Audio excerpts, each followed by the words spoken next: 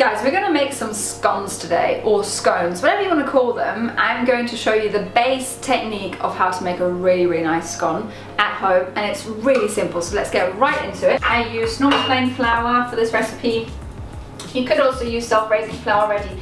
I tend to want to control how much flour I pop into my, how much baking powder I want to pop into my mixture, and that's why I always go for a plain flour. I never use self-raising flour.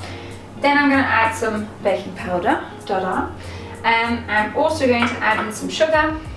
It's so simple because it actually just drop it all in one go. I'm going to add a little bit of lemon juice just for the sake of a nice bit of flavour. Some butter. I've cubed it up. You can use fridge butter straight away, no problem. And I'm also going to add in some milk. Now, you could, instead of milk, also add in buttermilk. That makes a slightly different flavour, possibly slightly fluffier scone, but if you don't have it at home, no problem. That was almost a rhyme, wasn't it? Yay. And you just add that in, mix it together. Now, here's the key trick with the scone.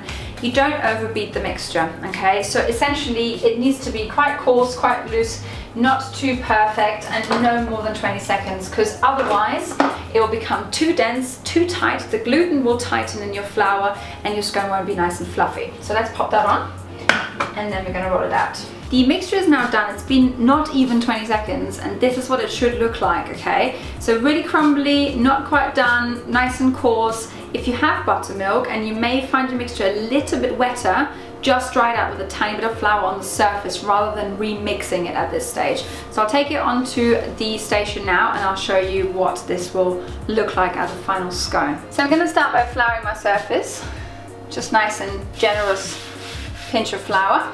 And then we're going to take our mixture out. You could just pop that upside down, release it nicely, and then you have your mixture out.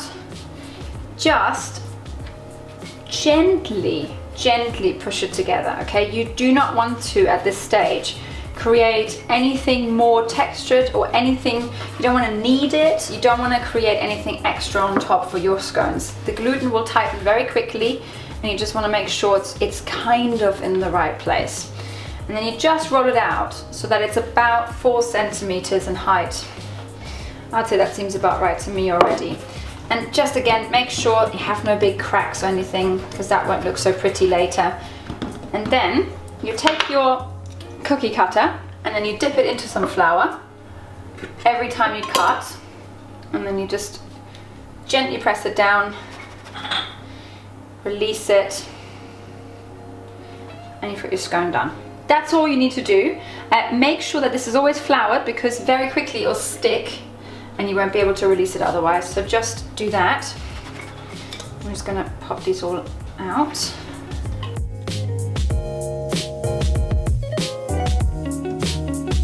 Now you see there's a bit of leftover mixture. I wouldn't recommend you do too much with it.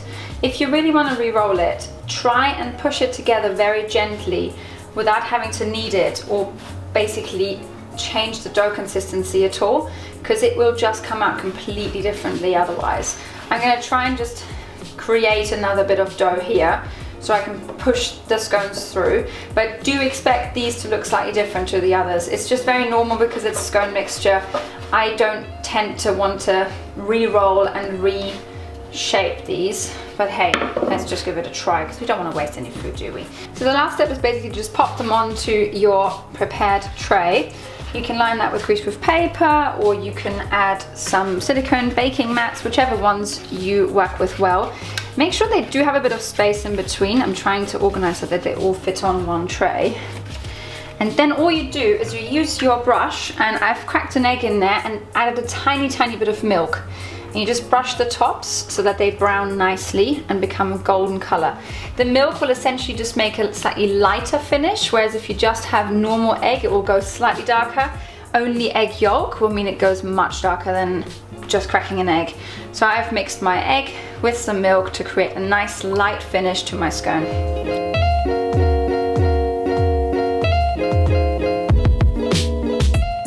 It is scone o'clock now, or scone o'clock, whichever you prefer to say, and these are done. They're really wonderful. They've risen super well in the oven. I love how they look. You can see that there's a nice light color on top. These look a bit like a moon surface, but I told you, didn't I? When you are gonna re-roll them, that's what they're gonna look like. Not that it matters, because they're all gonna go in my mouth and I'm going to be enjoying them a lot in a second. So, should I just show you how much I enjoy them now? Yeah, I will. Let me show you how to put the clotted cream and jam on and finish off your basic scones. So how do you actually do this? It's really simple. You're just gonna open them up while they're still warm. Yum. They're so fluffy, actually. That's what they look like inside. It's perfect. They're really fluffy, exactly how I want them. And now here's this big debate that I'm gonna trigger. What do you put on first? Clotted cream or jam? I mean, in my opinion, it looks much more clever to put on the clotted cream first. It seems logical anyway. Sticks nicely, right? There's obviously loads of it. And then you're gonna pop on your jam after, because this jam is a little bit more runny, so it's perfect. This is where the big debate continues. Do you sandwich them or do you have the halves? I mean, I'm just a big fan of big chunks of food, so I'm just gonna sandwich them and then love. That's a proper scone. And it's super fluffy. And it's exactly what you want. It's perfect for afternoon tea. I mean, it was super quick to prepare them. And if you want to make something so simple, so tasty at home, follow the steps in this video. Make sure you subscribe to my channel for more amazing videos where we do delicious stuff and I seem to be eating all the time. And I'll see you guys next time.